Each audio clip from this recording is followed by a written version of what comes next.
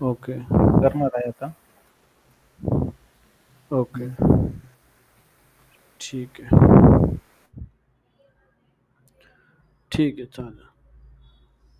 Okay. Last लेक्चरला आपलं काय झालं होतं? यूट्यूब. यूट्यूब आपलं कंप्लीट झालं होतं. YouTube studio. ओके. आणि त्याच्यामध्ये आपण channel creation, logo creation, YouTube analytics पाहिलं होतं. ठीक आहे. तुम्हाला मी एक चॅनलसुद्धा दाखवलं होतं, ज्याच्यामध्ये आपण डेटा पाहिला होता यूट्यूबचा. ओके. सो सगळ्यांनी यूट्यूबचा चॅनल क्रिएट केला का?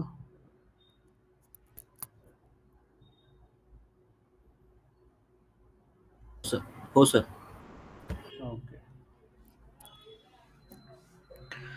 ठीक आहे. ओके. मग आज आपण एक नवीन टॉपिक जो आहे तो सुरू करणार आहोत. ओके. ज्याचं नाव आहे ॲफिलिएट मार्केटिंग. ठीक आहे.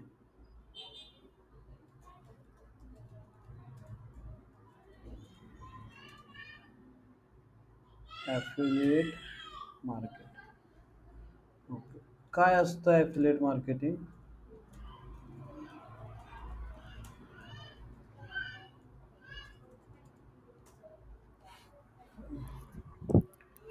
कोण सांगेल?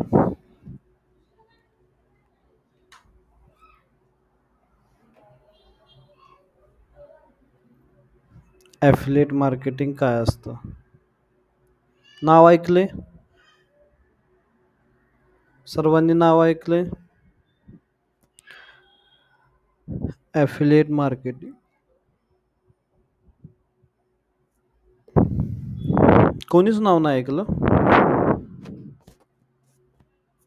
नाव ऐकलं असेल तर थम्सअप करा. माझं सर. ओके. ठीक आहे. ॲफिलिएट मार्केटिंग नाव सर्वांनी ऐकले, आपण असं कन्सिडर करूया. ठीक आहे. ओके. बेसिकली हा एक मार्केटिंगचाच प्रकार आहे. मार्केटिंगमध्ये आपण काय करतो? मार्केटिंगमध्ये आपण कोणतंही प्रोडक्ट असो किंवा सर्व्हिस असो, ठीक आहे, त्याला आपण प्रमोट करत असतो. ठीक आहे. प्रमोट करतो आणि आपलं एंड गोल असतं की जो आपला टार्गेट ऑडियन्स आहे त्याने आपल्या प्रोडक्टला किंवा सर्व्हिसला परचेस करावं. ठीक आहे. हे आपलं एंड गोल असतं. काही केसेसमध्ये आपलं एंड गोल थोडंसं डिफरंट असतं, जसं की तो जो पर्टिक्युलर टार्गेट ऑडियन्स आहे त्याने फक्त आपला जो फॉर्म वगैरे आहे तो फॉर्म त्यानं फिलअप करावा आणि इंटरेस्ट दाखवावा आपल्या फील्डमध्ये. ओके. असं डिफरंट डिफरंट गोल असतं. काही कॅम्पेन्सचं, मार्केटिंग कॅम्पेन्सचं गोल काय राहतं की फक्त त्याने आपली यूट्यूबची व्हिडिओ पाहावी. ठीक आहे. सो ॲफिलिएट मार्केटिंग ह्याचं सुद्धा एक गोल आहे. ठीक आहे. हे झालं तुम्हाला जी मी आत्ताचे जे एक्झाम्पल सांगितले हे बेसिकली मार्केटिंगचे असतात, की मार्केटिंगची कोणतीही ॲक्टिव्हिटी विदाऊट गोल जी आहे ती स्टार्ट होत नाही. ओके. सो ॲफिलिएट मार्केटिंगमध्ये फायनल एंड गोल काय राहतं?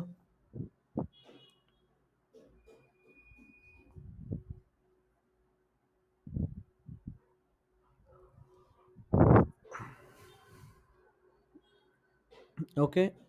आता ह्याच्यामध्ये मी सांगतो की ह्याच्यामध्ये एंड गोल जे आहे ॲफिलिएट मार्केटिंगमध्ये ते असतं की तुमचं पर्सेंटेज कमिशन तुमच्या अकाउंटला क्रेडिट होणे. ठीक आहे.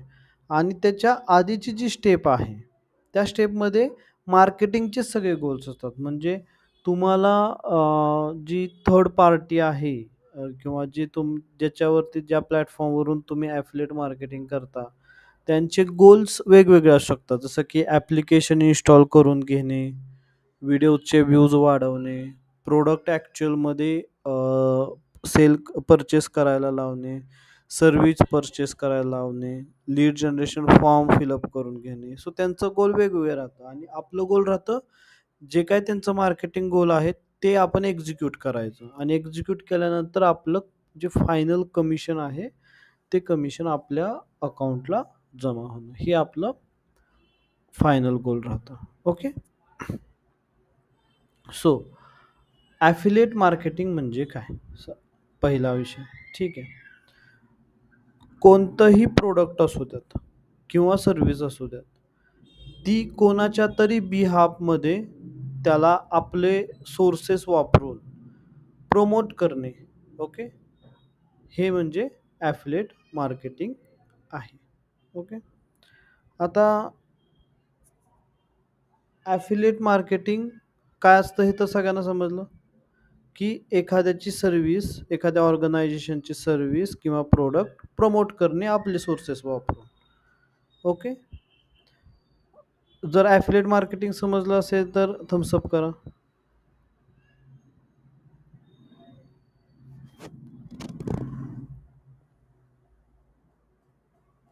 ओके.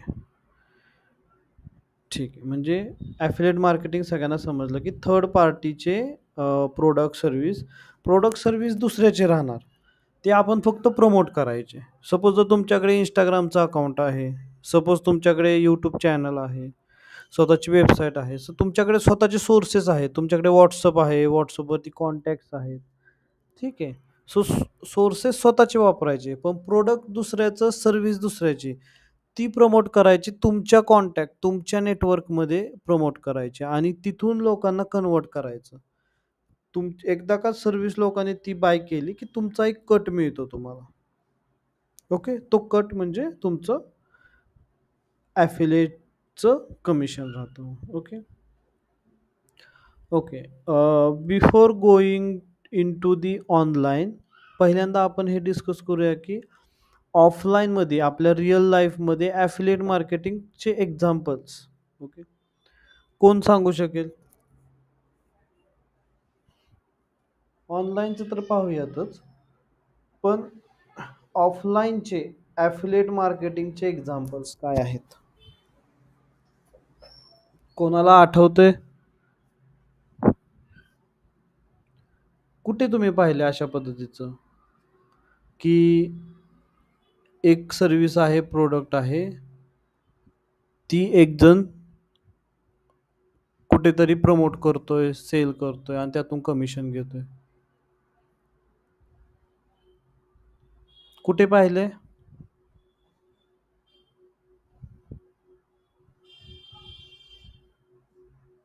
एक XYZ सर्व्हिस आहे, प्रॉडक्ट आहे, व्हॉटएव्हर काय आहे. एक मिडलमॅन सेल करतोय आणि त्यातून कमिशन घेतोय. काही हिंट लागते का? आपण रिअल रिअल लाईफमध्ये हे एक्झाम्पल्स पाहत असतो.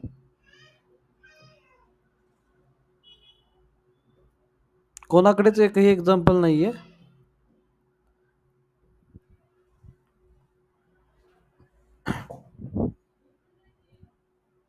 ओके.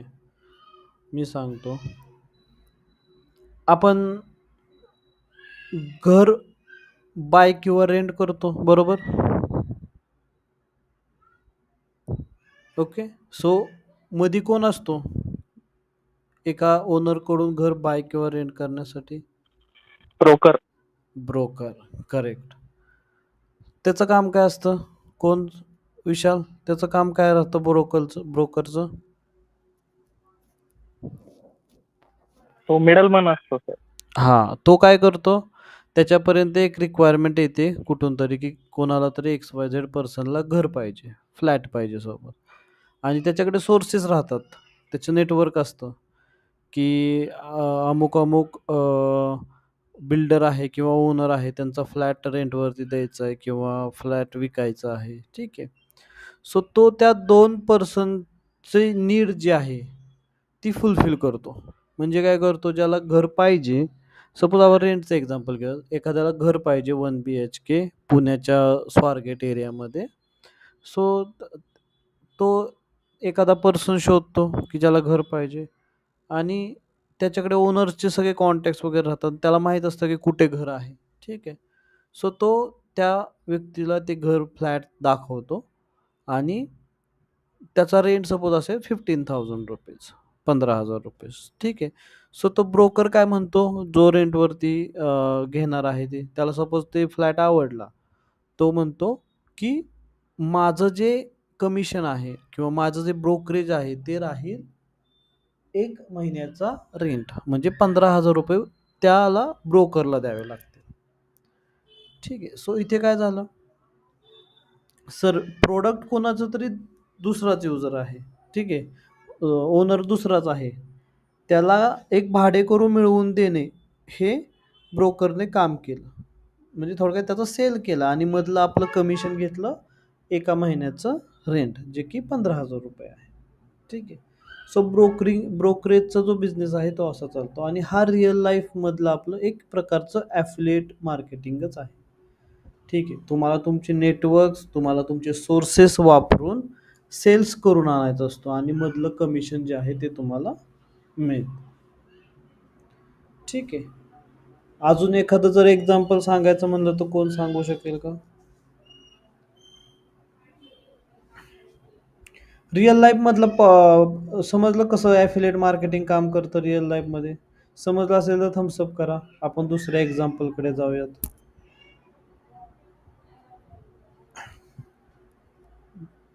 ओके. जसा ब्रोकर काम करतो, तसंच ऑनलाईन ॲफिलिएट मार्केटिंग पण काम करतं. तुम्हाला हे एक ऑफलाईनचं मी एक्झाम्पल सांगितलं. आता रिअल लाईफमध्ये तुम्हाला अजून एक एक्झाम्पल घेऊयात आपण. जसं की आपण डॉक्टरांकडे जातो. ठीक आहे. डॉक्टरांकडे गेल्यानंतर आपण डॉक्टरांना आपण दाखवतो किंवा व्हॉटएव्हर आपल्याला आजार असेल तो दाखवतो. डॉक्टर काय करतो आपल्याला एक प्रिस्क्रिप्शन लिहून देतो. ठीक आहे. आणि त्या प्रिस्क्रिप्शनवरती आहे का नाही एक मेडिकलचं नाव असतं. ठीक आहे. किंवा ते मेडिकलच्या नावानेच प्रिस्क्रिप्शन राहतं. ठीक आहे.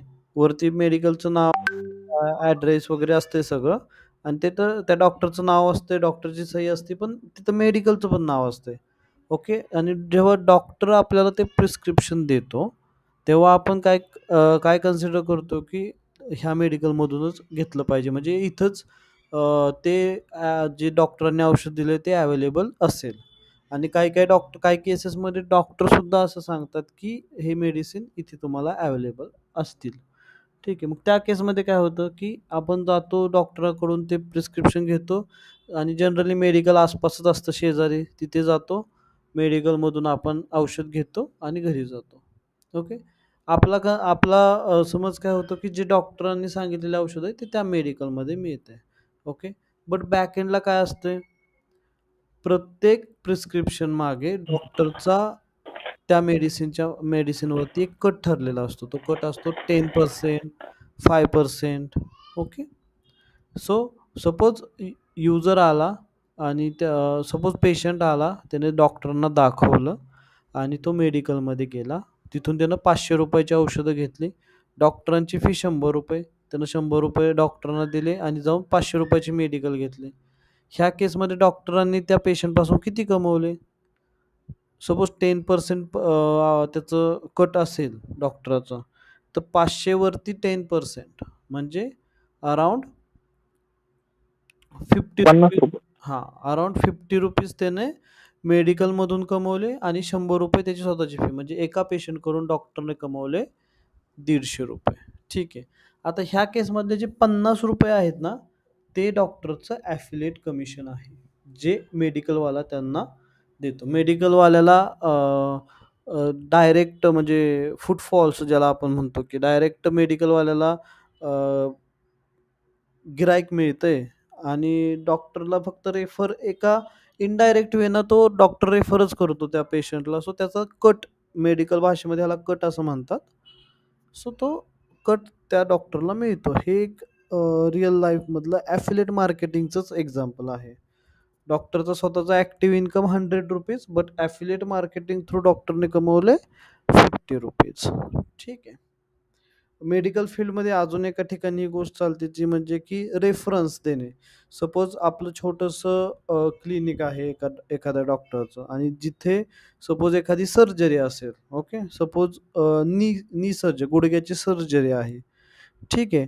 तो डॉक्टर काय करतो, की हां, हे असा-असा उपाय आहे, पण तुम्हाला मी गुडघ्याच्या सर्जरीसाठी बेस्ट डॉक्टर सांगतो. ते असे-असे एक्स-वाय-झेड डॉक्टर आहेत. ते तुमची सर्जरी व्यवस्थित करतील, पॉप्युलर आहेत. ठीक आहे. आणि मग आपण त्या डॉक्टरच्या म्हणण्यावरती विश्वास ठेवतो आणि आपण तिथे जाऊन सर्जरी करतो. सपोज सर्जरीची कॉस्टिंग असेल ₹10,000 तर डॉक्टरचा व्हॉटएव्हर त्याचं पर्सेंटेज असतात 10% 5% तिथे सुद्धा ॲफिलिएट मार्केटिंग चालतं. ठीक आहे. हे जनरली आपल्यासारख्या नॉर्मल लोकांना समजत नाही. हे मेडिकल फील्डमध्ये ही प्रॅक्टिस जी आहे ही कॉमन आहे. ठीक आहे. सो रिअल लाईफमध्ये सुद्धा ॲफिलिएट मार्केटिंग हे चालू असतं. ठीक आहे. एक्झाम्पल्स तुम्हाला ऑफलाईनचे एक्झाम्पल्स समजले असतील तर एकदा थम्स अप करा. आपण पुढे जाऊयात. ओके.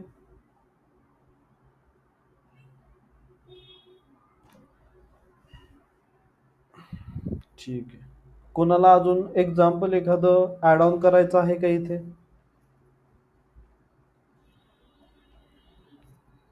एखादं एक्झाम्पल कोणाला माहीत आहे का? डिस्कस करायचं असेल तर तुम्ही इथं डिस्कस करू शकता, की ॲफिलिएट मार्केटिंगचं एखादं एक्झाम्पल जे रिअल लाईफमध्ये तुम्ही पाहिलेलं आहे.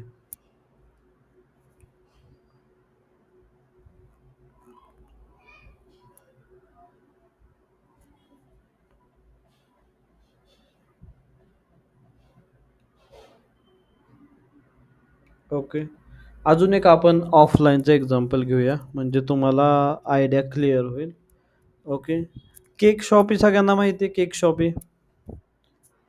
केक शॉपीमध्ये काय होतं? तिथं आपण फ्रँचायझी घेतो, बरोबर? जसं की WS बेकर्स आहेत बघा, केकीज आहेत, मॉन्जिनीस. मॉन्जिनीज आहे, करेक्ट. सो ह्यांचे काय असतात, ह्यांची फ्रँचायझीज असतात. ओके. आता हे फ्रँचायझी मॉडेल वर्क कसं करतं? हे वर्क कसं करतं, की ह्यांचा स्वतःचा ब्रँड असतो. ठीक आहे.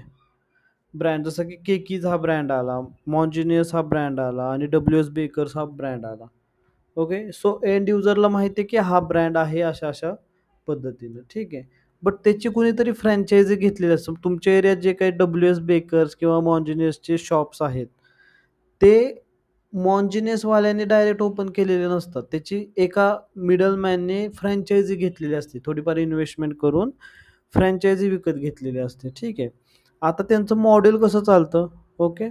हा बिझनेस पूर्णपणे ॲफिलिएटमध्ये नाही आहेत, बट ह्याचा एक पार्ट आहे जो ॲफिलिएटमध्ये येतो. तो पार्ट आपण डिस्कस करूया. ठीक आहे. हा पूर्ण बिझनेस जो आहे हा फ्रँचायझी बेस बिझनेस आहे. बट ह्याचा एक ॲफिलिएटचा पार्ट मी तुम्हाला सांगतो. आता बघा, फ्रँचायझी त्या युजरनं घेतली. ओके. त्या XYZ रोडवरती त्याचं ते शॉप आहे. त्या शॉपचं तो रेंट देतोय. ओके. तो शॉपचा ओनर आहे. ओके. फ्रँचायझीचा पण तो ओनर आहे. बट फ्रँचायझीचा जो ब्रँड आहे तो वेगळा आहे. ठीक आहे. आता त्या रोडवरती जिथं त्याचं शॉप आहे, तिथं त्याची ओळख आहे, तिथं त्याचं नेटवर्क आहे.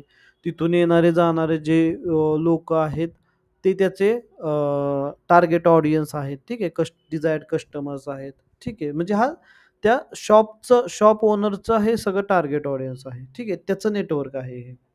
ओके. आता मॉन्जिनियस किंवा WS बेकर्सवाला काय करतो? ते त्यांचे बघा ट्रक्स येतात. रेडीमेड केक्स डायरेक्ट ते तिथं आणून देतात. ठीक आहे. त्या शॉपमध्ये रेडीमेड केक्स. ओके. आणि त्याची प्राईस पण ठरलेली असते, की सपोज एक हाल्फ केजीचा केक आहे ₹300 ला. ठीक आहे. सो त्या शॉपवाल्याला त्यातले ₹50 मिळतात पर केक मागे. ओके.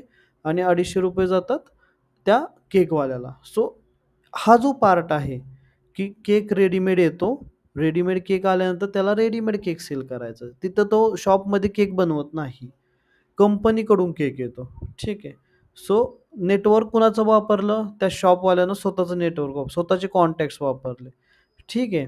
आणि केक कोणाचा आला? ब्रँडचा केक आला. ओके. आणि लोकांनी ज्यावेळेस तो केक घेतला त्याच्यातलं ₹50 जे कमिशन आहे ते शॉप ओनरला मिळतं. ठीक आहे. सो हा जो फक्त पार्ट आहे, हे सगळं ॲक्चुअली फ्रँचायझी मॉडेल आहे. ह्याच्यामध्ये खूप साऱ्या गोष्टी आहेत. पण ह्यातला जो मेन पार्ट आहे, जिथं ॲफिलिएट मार्केटिंग वर्क करतं ऑफलाईनमध्ये, तो म्हणजे हा, की केक रेडीमेड येतो. शॉपमध्ये केक बनत नाही आणि रेडीमेड केकच विकला जातो आणि केक विकण्याच्या प्रोसेसमध्ये त्याला ₹50 जे आहेत ते सुटतात. ओके. सो हे थर्ड एक्झाम्पल आहे. ओके. सो आपण 3 एक्झाम्पल्स पाहिले.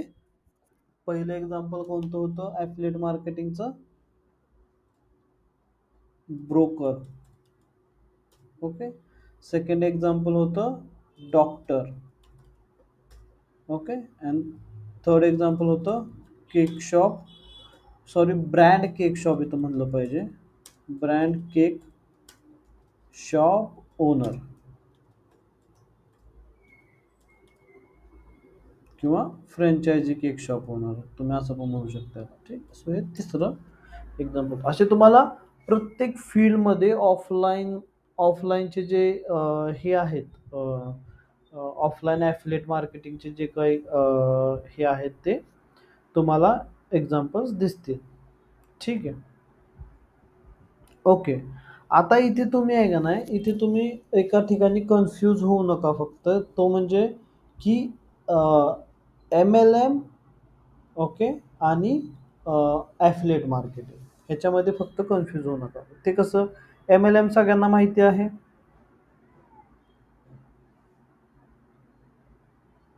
मल्टी लेवल मार्केटिंग सगळ्यांना माहिती आहे.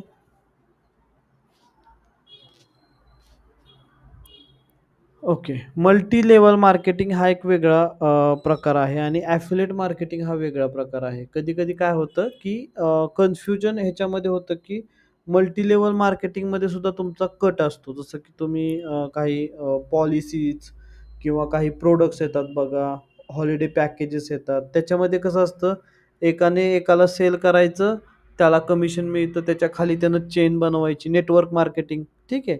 त्याच्या खाली चेन बनवायची. चेन बनवलं की अजून कमिशन. खाली सेल केला की अजून कमिशन वरच्याला मिळतं. ठीक आहे. सो हे MLM हे नेटवर्क मार्केटिंगमध्ये जातं. त्याच्यामध्ये अ, ल पहिल्या लेव्हलवरून पण तो कमिशन कमवतो. तो दुसऱ्या लेव्हलवरून पण कमिशन मिळवतो. तिसऱ्या लेव्हलमध्ये पण कमिशन मिळतं आणि तिथं तिथं एक चेन बिल्डअप केली जाते. ठीक आहे. सो ह्याला आपण मल्टी लेव्हल मार्केटिंग म्हणतो. हा नेटवर्किंगचा प्रकार आहे. हा वेगळा आहे. जरी त्याच्यात कमिशन मिळत असेल तरी हा प्रकार वेगळा आहे. आणि ॲफिलिएट मार्केटिंगमध्ये काय करतो आपण? ॲफिलिएट मार्केटिंगमध्ये आपण आपलं स्वतःचं एक्झिस्टिंग नेटवर्क वापरून आपण एक सर्व्हिस किंवा प्रॉडक्ट समोरच्याला विकत असतो. ज्याच्यामध्ये आपण चेन बनवत नाही. सेकंड लेव्हलला आपल्याला कमिशन मिळत नाही किंवा त्याने कुठं पुढं प्रॉडक्ट प्रमोट केलं तर त्याचं कमिशन आपल्याला मिळत नाही. सो ह्या 2 गोष्टी वेगवेगळ्या आहेत. Affiliate marketing is different, MLM is different. Generally स्टुडंटचा जो आहे ते कन्फ्युजन ह्याच्यामध्ये होतं. ओके. ठीक आहे. ऑफलाईनचं आपलं पूर्ण ॲफिलिएट मार्केटिंगचा जो सेक्शन आहे हा आपण कव्हर केलेला आहे. ओके. आता सांगा ॲफिलिएट मार्केटिंग अंडरस्टँड करण्यामध्ये कोणाला प्रॉब्लेम आलाय का आत्तापर्यंत? सगळ्यांना सगळं समजलं? ॲफिलिएट मार्केटिंग कशा पद्धतीनं वर्क करतं? तुम्हाला मी त्याचं वर्किंग स्ट्रक्चर सांगितलेलं आहे. ओके. आपण रिअल टाईम एक्झाम्पल्स आता पाहणार आहे आणि आपण ॲफिलिएट मार्केटिंगसाठी कसं ॲप्लाय वगैरे करायचं ते सुद्धा सगळं पाहणार आहे. कन्सेप्ट क्लिअर आहे सगळ्यांचा? आपण जायचं ऑनलाईनला आता. थम्ब्स अप करा एकदा, मग आपण पुढे जाऊया. समजलं असेल तर. ओके. ठीक आहे. सो ॲफिलिएट मार्केटिंग सगळ्यांना समजलेलं आहे. आता आपण पाहूयात ऑनलाईनवरती आपण ॲफिलिएट मार्केटिंग कुठे-कुठे करू शकतो. ओके. सगळ्यात आधी आपण एक ॲफिलिएट मार्केटिंगचे टाइप्स बघूया. Types of affiliate marketing. कोणाला माहिती आहे?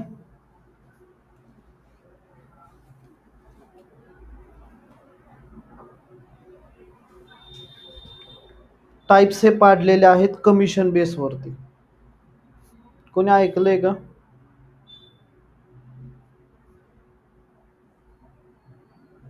ओके. पहिला टाइप आहे तो म्हणजे non recurring affiliate marketing. Non recurring affiliate marketing हा पहिला प्रकार आहे. आणि दुसरा प्रकार आहे रिकरिंग ॲफिलिएट मार्केटिंग. कोणाला एक्सप्लेन करायचं आहे का काय असू शकतंय? कोणाच्या डोक्यामध्ये काय आयडिया येते का हे शब्द ऐकून? Non recurring, recurring. Okay. See, आता आपण ऑनलाईनचे एक्झाम्पल्स घेऊया. ठीक आहे. माझी एक वेबसाईट आहे सपोज. ओके. माझी सपोज हेल्थ रिलेटेडच वेबसाईट आहे. ठीक आहे.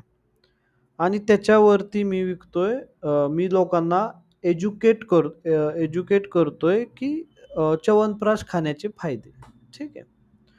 आणि मी प्रॉपर च्यवनप्राशमध्ये काय घटक असतात, च्यवनप्राशचा हिस्ट्री काय आहे, च्यवनप्राश खाल्ल्याने काय फायदे होतात, इम्युनिटी कशी वाढते.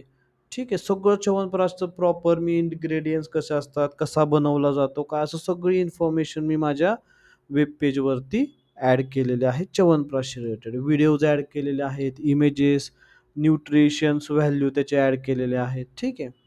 आणि जसं ते आर्टिकल प्रॉपर बनत चाललेलं आहे, तसं मी मध्येच कुठेतरी मी काय केलेलं आहे, की आत्ता मार्केटमध्ये जो बेस्ट च्यवनप्राश आहे, तो डाबर च्यवनप्राश म्हणून आहे. ठीक आहे. आणि त्याचं मी अशी एक लिंक दिलेली आहे, की जर तुम्हाला 1 केजीचं डाबर च्यवनप्राश विकत घ्यायचं असेल, त्यासाठी इथे क्लिक करा. ठीक आहे. आणि ज्यावेळेस युजर सगळे एवढे फायदे वगैरे सगळं पाहतो, व्हिडिओ पाहतो, त्यानंतर त्याला वाटतं, की आपण पण च्यवनप्राश ऑर्डर करावं. तो काय करतो, तो त्या डाबर च्यवनप्राशवरची जी तिथं थोडंसं मी सेल्स स्पीच वगैरे दिलेलं असतं किंवा एखादी इमेज दाखवलेली असते. तिथं तो क्लिक करतो आणि क्लिक केल्यानंतर युजर काय करतो, आपली जी वेबसाईट आहे ती सोडून जातो. सपोज Amazonवरती जातो आणि Amazonवरती त्याला तिथं दिसतं, की डाबर च्यवनप्राशचं जे प्रॉडक्ट आहे 1 केजीचा पॅक आहे, ₹300 ला वगैरे त्याला असं दिसतं. ओके. मग तो काय करतो, की ते 300चं प्रॉडक्ट जे आहे ते बाय करतो. ओके.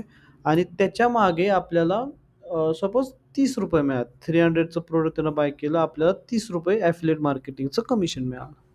ओके. आता ही सगळी प्रोसेस घडली. ठीक आहे. काय-काय प्रोसेस घडली? युजर आपल्या वेबसाईटवरती आला. त्यानं सगळं ते डाबर च्यवनप्राशवरची सगळी माहिती वाचली, व्हिडिओज पाहिल्या. ओके. आणि त्याला तिथं ॲड पण दिसली ते डाबर च्यवनप्राशची. ॲड नाही म्हणता येणार. त्याला तिथं ते इमेज किंवा पोस्टर दिसलं, की 1 केजीचं डाबर च्यवनप्राश तुम्ही इथं पाहू शकता. क्लिक केल्यानंतर तो Amazonवरती गेला. तिथून त्यानं प्रॉडक्ट बाय केलं आणि ₹300 ₹300चं प्रॉडक्ट होतं. आपल्याला ₹30 मिळाले. Amazonला 270 मिळाले. युजरला च्यवनप्राश त्याच्या घरी आलं. ठीक आहे. आता काय झालं ह्या केसमध्ये? मी एवढी मेहनत घेतली, माझी वेबसाईट बनवली, त्याच्यावरती कंटेंट टाकला, सगळं रिसर्च करून सगळ्या गोष्टी टाकल्या. युजरनं ते प्रॉडक्ट बाय केलं आणि मला ₹30 मिळाले. ठीक आहे.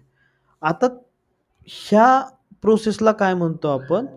Non recurring affiliate marketing. म्हणजे आता त्यानं ते च्यवनप्राश कंझ्युम वगैरे केलं, सगळं झालं. परत त्याच्याकडून मला काही पेमेंट नाही. वन टाईम ॲक्टिव्हिटी आहे. एकदा च्यवनप्राश घेतलं, ₹30 मला मिळाले. आता दुसरा बिझनेस एक आहे. ठीक आहे. सपोज त्या बिझनेसमध्ये काय आहे, की दुसरा बिझनेस तुम्हाला जर एक्सप्लेन करायचं म्हणलं तर एकच मिनिटं. हां, ठीक आहे. आपण दुसरा एक बिझनेस घेऊया. ओके. आता आता माझी एक दुसरी वेबसाईट आहे. ठीक आहे. त्या वेबसाईटवरती मी काय करतोय, की इलेक्ट्रॉनिक्सच्या वस्तू विकतोय. ओके. इलेक्ट्रॉनिक्सच्या वस्तू. आता त्याच्यामध्ये एक वस्तू आहे, की ते म्हणजे प्रिंटर. ओके. प्रिंटर मी लोकांना विकतोय. ओके. आता तिथे एक HP चा प्रिंटर आहे. त्याची मी माहिती वगैरे सगळी प्रॉपर दिलेली आहे. ओके. आणि जी HP प्रिंटर कसा काम करतो, काय सगळं HP प्रिंटरबद्दल सगळी प्रॉपर माहिती दिलेली आहे. ओके.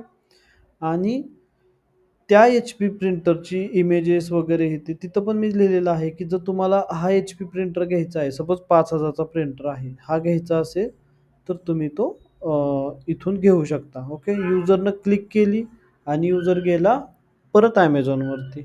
ओके. त्याला प्रिंटर आवडला. त्यानं प्रिंटर पर्चेस केला. 5,000 चा प्रिंटर बाय केला आणि मला भेटले ₹500. पण हे तसंच झालं जसं च्यवनप्राशचं झालं, ठीक आहे. पण ह्या केसमध्ये एक गोष्ट अजून घडली, की त्या युजरनं प्रिंटर वापरला आणि त्याची शाई संपली. ठीक आहे. इंकच्या प्रिंटरमध्ये इंक असते ना, ती इंक संपली. आता तो युजरला परत इंक बाय करायची आहे. ठीक आहे. तो काय करतो, "अरे मी प्रिंटर आहे तो Amazonवरून घेतला होता, सो मी तिथूनच आपलं इंकसुद्धा ह्याची बाय करतो." ठीक आहे. आता तो युजर त्यानं प्रिंटर घेतलेला आहे. नेक्स्ट टाईम तो Amazonवरती जातो त्याच्याच अकाउंटमधून आणि तिथून तो इंकसुद्धा बाय करतो. ठीक आहे.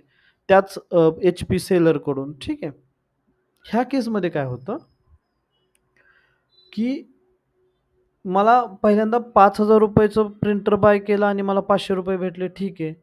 पण जेव्हा-जेव्हा युजर इंक फिल अप करण्यासाठी सेम वेबसाईटवरती येईल, सेम युजर येईल आणि तो इंक पर्चेस करेल, तेव्हा-तेव्हा मला त्या इंकचं सुद्धा कमिशन मिळणार. का?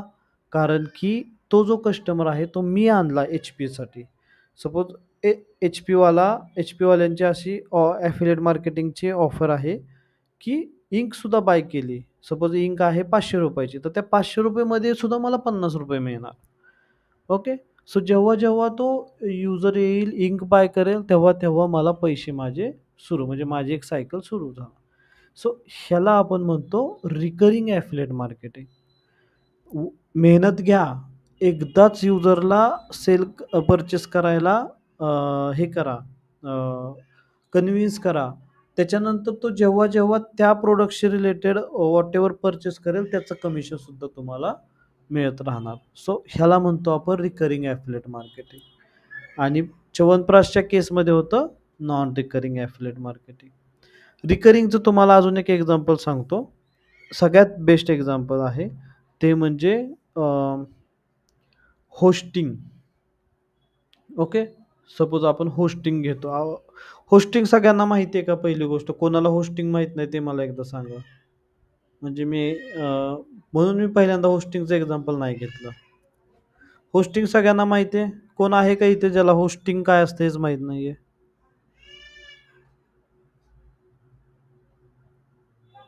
ओके. सगळ्यांना होस्टिंग माहिती आहे काय आहे. ओके. आता होस्टिंगची एक कंपनी आहे. सपोज आपण घेऊन चालू GoDaddy. GoDaddy सगळ्यात पॉप्युलर आहे. सगळ्यांना माहिती आहे GoDaddyचं नाव. ओके. सो GoDaddyवरून आपल्याला काय घ्यायचंय? होस्टिंग घ्यायचंय. ओके. होस्टिंग आहे ₹4,000 चं सपोज एका वर्षाचं. ठीक आहे. आणि मी माझ्या वेबसाईटवरती असं सांगितलं, की होस्टिंग काय असतं सगळी इन्फॉर्मेशन वगैरे दिली आणि GoDaddyच्या होस्टिंगची लिंक दिली. युजर GoDaddyवरती गेला, होस्टिंग घेतलं, ₹4,000 पे केले. 4,000 मधले माझं कमिशन मला व्हॉटएव्हर ₹500, ₹1,000 भेटले. ओके. आता जेव्हा-जेव्हा युजर GoDaddyचं दर एका वर्षाचा प्लॅन असतो ना तो. जेव्हा-जेव्हा युजर प्लॅन रिन्यू करेल, तेव्हा-तेव्हा मला कमिशन मिळणार. म्हणजे दरवर्षी एका युजरचं पेमेंट फिक्स आहे. ठीक आहे. सो हे आहे रिकरिंग ॲफिलिएट मार्केटिंगचं एक्झाम्पल.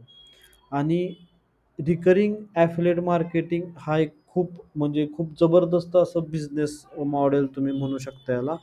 म्हणजे लोकांनी खूप मोठी-मोठी अमाउंट जी आहे ती ह्या रिकरिंगमधून कमवलेली आहे. ठीक आहे.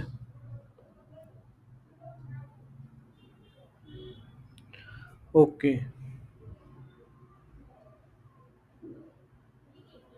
ओ ओके. सगळ्यांना समजलं रिकरिंग आणि नॉन रिकरिंग ॲफिलिएट मार्केटिंग काय आहे? समजलं असेल तर एकदा थम्स अप करा. आपण पुढे जाऊयात.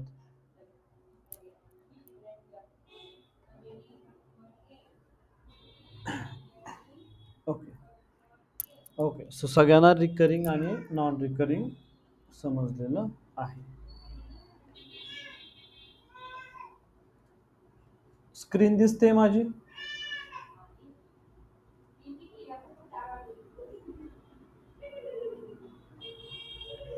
स्क्रीन दिसते का सर्वांना?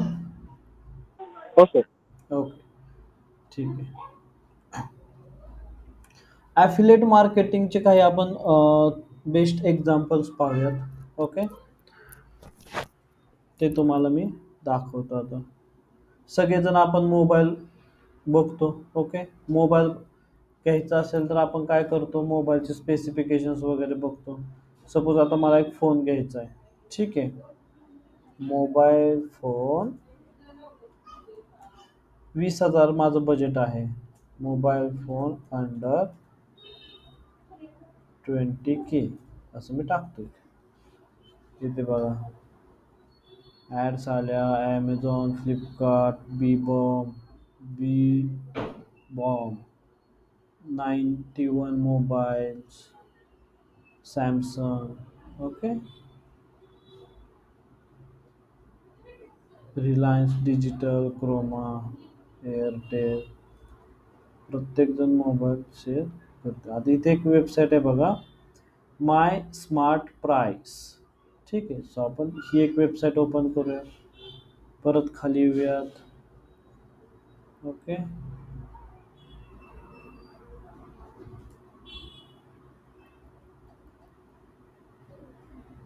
गॅजेट्स बाय नेपाल, प्राइस देखो, गॅजेट 360. ओके, मल्टिपल साईट्स आहेत इथे. प्राइस देखो वरती आपण जाऊयात. ओके, आणि गॅजेट 360 वरती जाऊया. आता इथे बघा माय स्मार्ट प्राइस म्हणून एक वेबसाईट आहे. ठीक आहे, आता अंडर 20,000 मला मोबाईल ते दाखवायला लागले. ओके, आता मला हा IQ Z9 वाटला, सपोज आवडला. ठीक आहे, मी इथं बघा मी असा IQचे सगळे हे मोबाईल पाहिला. ठीक आहे, काय काय आहे इथे, फोनची इमेज आहे, स्पेसिफिकेशन्स आहेत. ओके, इथं गॅलरीमध्ये काही इमेजेस आहेत. ओके, आणि इथं तुम्ही बघू शकता हा जो सेक्शन आहे, हा सेक्शन तुमच्यासाठी इम्पॉर्टंट आहे. हे म्हणजे आहे ॲफिलिएट मार्केटिंग. ठीक आहे, हे ॲमेझॉनचा लोगो त्यांनी असं उगीच दिलेलं नाही की इथं ॲमेझॉनवरून फ्लिपकार्टवरून घ्या वगैरे, असं उगीच दिलेलं नाही आहे. हे ॲफिलिएट मार्केटिंगचा बिझनेस आहे. आता सपोज जर इथं तुम्ही होवर केलं, एकच मिनिट, होवरवरती नाही जात. आता सपोज जर तुम्ही इथं गो टू स्टोअर केलं, ओके, ॲमेझॉनवरती, तर मी on your way to, okay, आला तुम्ही ॲमेझॉनवरून. पण आता इथे ॲक्टिव्हिटी काय झालेली बघा, URL मध्ये बघा, URL मध्ये URL दिसतोय सगळ्यांना? हॅलो हॅलो, URL दिसतोय सगळ्यांना? हो सर. हां, ओके. सी URL मध्ये बघा की amazon.in DP, इथे पुढे काय काय त्याचं मॉडेल आहे, पर्सेंटेजच्या समोर UTF. ओके, क्रिएटिव्ह, इथे पुढे बघा क्रिएटिव्ह. ओके, लिंक कोड, लिंकचा कोड आहे, टॅग आहे, टॅग काय आहे, MySM, माय स्मार्ट प्राईस, हा टॅग आहे यांचा बरं का. ओके, आणि हे जे पुढचा जो हा सगळा कोड आलेला आहे का नाही, ह्या कोडवरून ट्रॅकिंग केलं जातं ॲफिलिएट मार्केटिंगचं. ठीक आहे, म्हणजे ॲक्च्युअल लिंक कोणती आहे, ॲक्च्युअल लिंक जी आहे ती एवढीच आहे, पर्सेंटेजच्या आधीची लिंक आहे ना तेवढीच आहे. पण हा समोरचा जो ट्रॅकिंग कोड आहे पुढचा, ह्याच्यावरून हे सगळं ॲफिलिएट मार्केटिंग जे आहे ते चालतं. की माय स्मार्ट प्राईसनं तुम्हाला ॲमेझॉनवरती पाठवलं. आता जर मी इथून मोबाईल बाय केला 18,499चा, तर त्याचे 1% किंवा 2% असं त्याचे चार्जेस आहेत ॲफिलिएट मार्केटिंगचे. कमिशन सॉरी कमिशन आहे 1% किंवा 2% जे आहेत ते ह्या माय स्मार्ट प्राईसला जाणार. सो हा जो बिझनेस आहे हा आहे ॲफिलिएट मार्केटिंगचा. इथे बाकी सगळे प्रोज अँड कॉन्स आणि इथे बघा परत आलं इथं Amazon.in go to store. Okay. ठीक आहे. सो इथे तुम्हाला ते इथे जर तुम्ही सेल केला तर तुम्हाला त्याचं कमिशन मिळेल. ओके. आता मला सांगा हे जे आहे ते रिकरिंगमध्ये गेलं का नॉन रिकरिंगमध्ये गेलं? जे आत्ता मोबाईलचं तुम्हाला मी दाखवलं ते.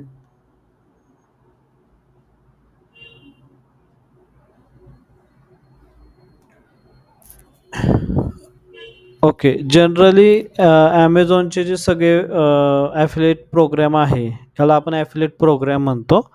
जनरली Amazonचा ॲफिलिएट प्रोग्राम हा नॉन रिकरिंग आहे. ठीक आहे. ज्याच्यामध्ये रिकरिंगचे हे येत नाहीत. रिकरिंगचे प्रोडक्ट्स, मॉडेल्स वगैरे सर्व्हिसेस वगैरे येत नाहीत. ठीक आहे.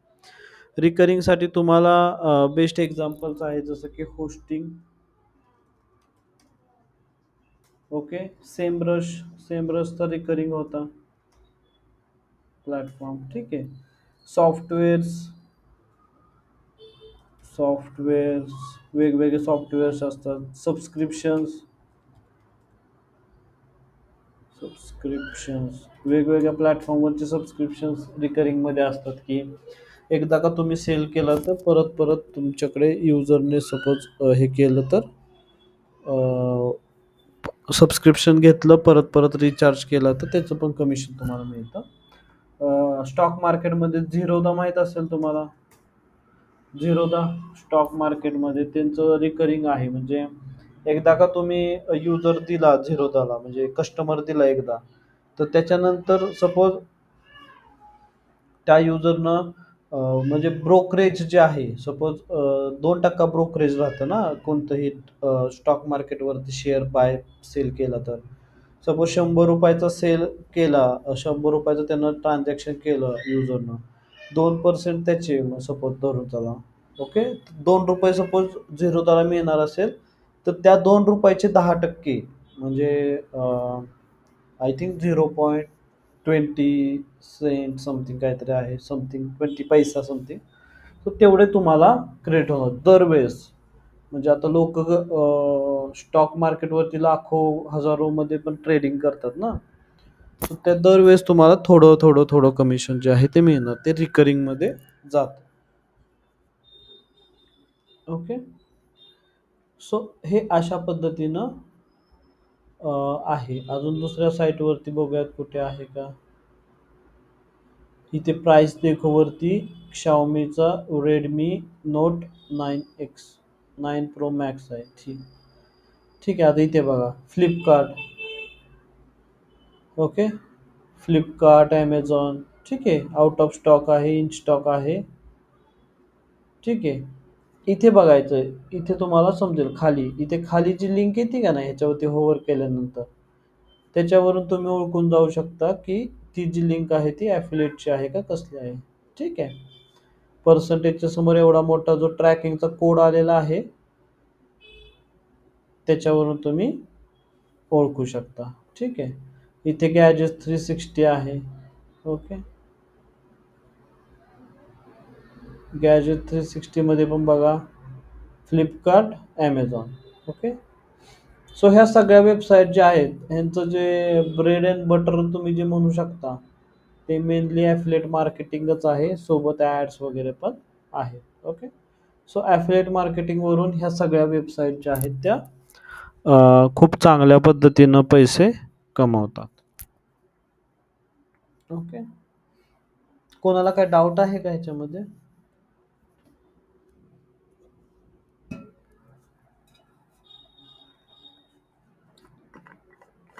कोणाला काही डाऊट आहे का?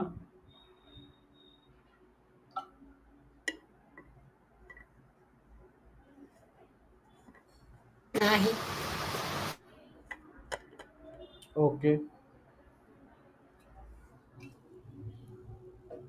ठीक आहे. सो ॲफिलिएट मार्केटिंग हे अशा पद्धतीनं वर्क केलं जातं. प्रत्येक प्लॅटफॉर्मचा ॲफिलिएट मार्केटिंगचं आपापला प्रोग्राम राहतो. जसं की Amazon. ओके. आपण Amazonवरती होतो. ठीक आहे. सो तुम्हाला Googleवरती काय सर्च करायचं आहे? Amazon affiliate program. ठीक आहे. Amazon affiliate programme. सो इथे बघा ॲफिलिएट प्रोग्राम Amazon.in. सो इथे तुम्ही क्लिक करू शकता. सो हा आहे ॲफिलिएट प्रोग्राम Amazonचा. बेसिकली तुम्हाला इथं साइन इन करायचं आहे, तुमचं अकाउंट ओपन करायचं आहे आणि ॲफिलिएट सुरू करू शकता. आय थिंक माझा असेल maybe. Let me check. Amazon affiliate माझं लॉग इन मे बी असेल. Let me check. Sign in.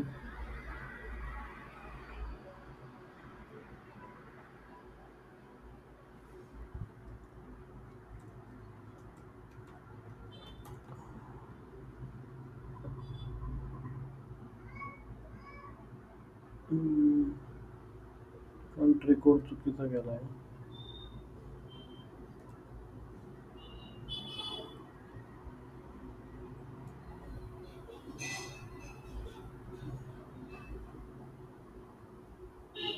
हां. Don't let delay stop your getting paid. Okay.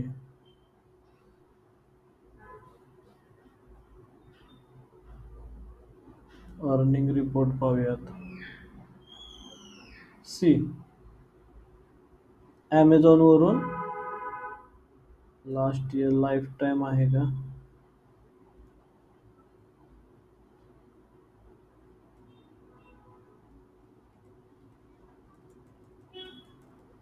आता त्याला खूप टाईम झाला. माझा ॲफिलिएट प्रोग्राम बंद आहे सध्याला. इथं 2020 टाकूया.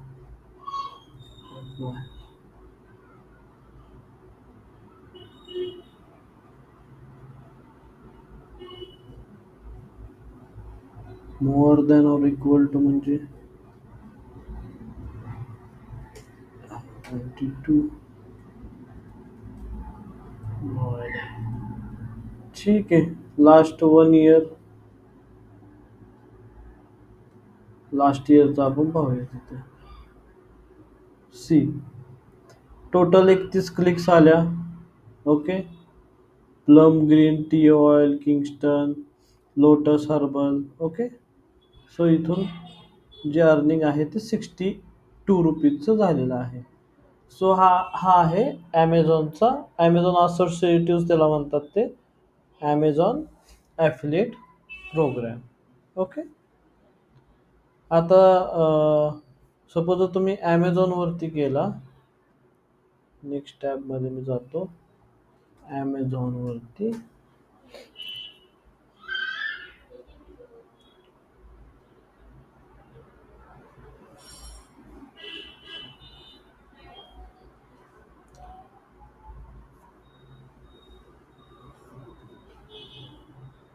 आणि मला एखादी वस्तू आवडली. Suppose bike.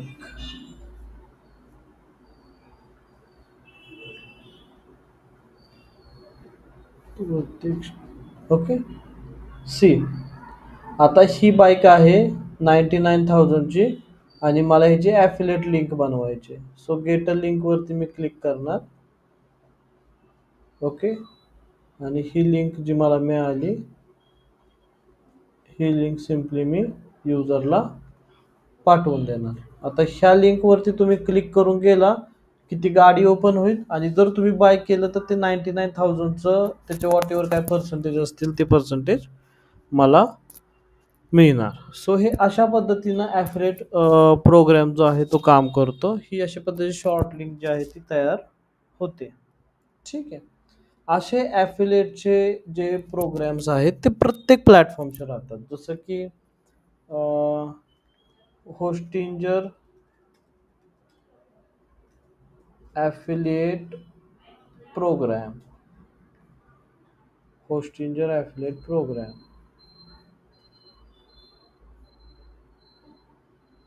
ओके. हा यांचा ॲफिलिएटचा प्रोग्राम आहे. काय काय आहेत ते तुम्ही असं वाचून तुम्ही तो प्रोग्राम जो आहे तो जॉईन करू शकता.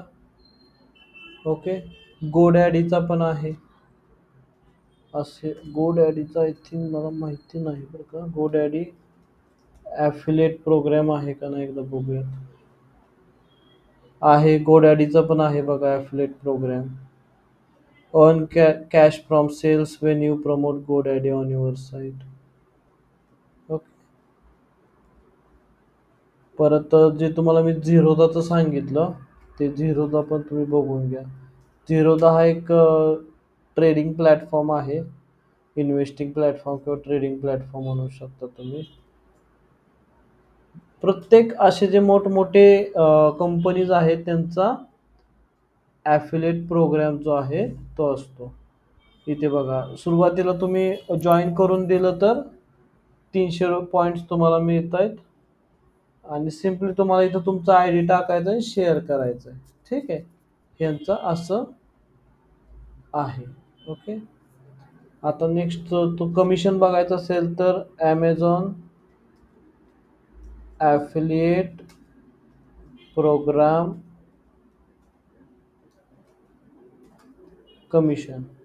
कमिशनची एक लिस्ट राहते. यांचं एक पेज असतं. ठीक आहे. आता इथं तुम्ही बघू शकता ॲमेझॉन गेम्समध्ये तुम्हाला 20% कमिशन आहे. लक्झरी गुड्स तुम्ही जर विकले तर 10%. मोबाईलला सगळ्यात कमी आहे. मोबाईल फोन्स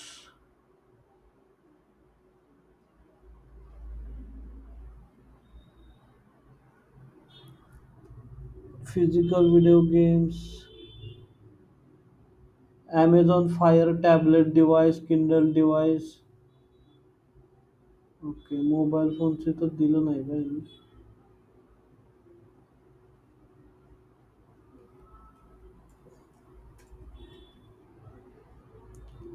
हां हे बघा. नाही मोबाईलचं कमिशन 1% होत आहे ती. चेंज केलं ह्यांनी काहीतरी प्रोग्राम यांचा. ठीक आहे. 1% आता आहे Amazon fresh physical video game health personal केअरच्या गोष्टी ज्या आहेत त्या. ओके. सगळ्यात जास्त कमिशन जे आहे 20% ते म्हणजे ॲमेझॉन गेम्सला. 2 नंबर आहे लक्झरी ब्युटी लक्झरी स्टोअर्स. ठीक आहे. ह्याचा मी एक तुम्हाला स्क्रीनशॉट येतो का पाठवायला. Late me check. स्क्रीनशॉट येत असेल तर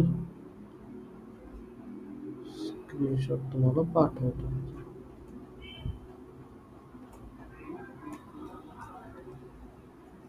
नाही ते स्क्रीनशॉट नाही ना. लिंक पाठवतो तुम्हाला याची सिम्पली.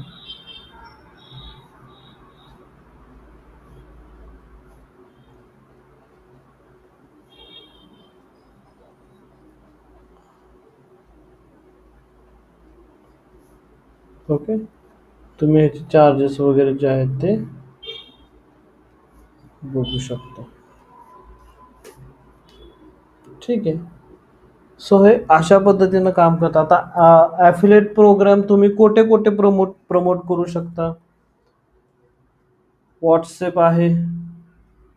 व्हॉट्सॲपवरून तुम्ही करू शकता.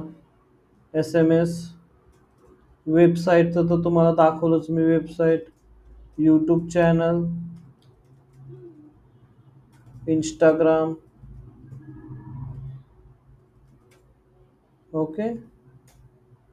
एवढे प्लॅटफॉर्म्स आहेत त्याच्यावरून तुम्ही तुमच्या नेटवर्कमध्ये तुमची जेवढी पॉवर आहे त्यानुसार तुम्ही ॲफिलिएट मार्केटिंग करू शकता. ठीक. ओके. कोणाला काही डाऊट वगैरे आहे का.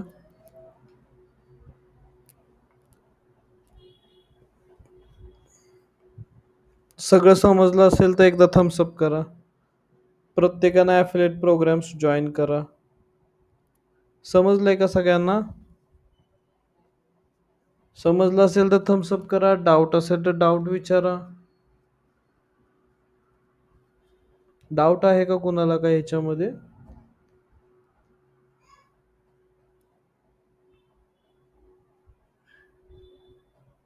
ओके. ठीक आहे. सो हे आहे आपलं ॲफिलिएट मार्केटिंग. ओके. नेक्स्ट लेक्चरला आपण एखादा प्रोग्राम जॉइन पण करूयात आणि पाहूयात इन डिटेलमध्ये अजून थोडं. ठीक आहे. चालेल. जे इंटर्नशिपमध्ये आहेत त्यांनी थांबा, बाकीच्यांनी एक्झिट केलं तरी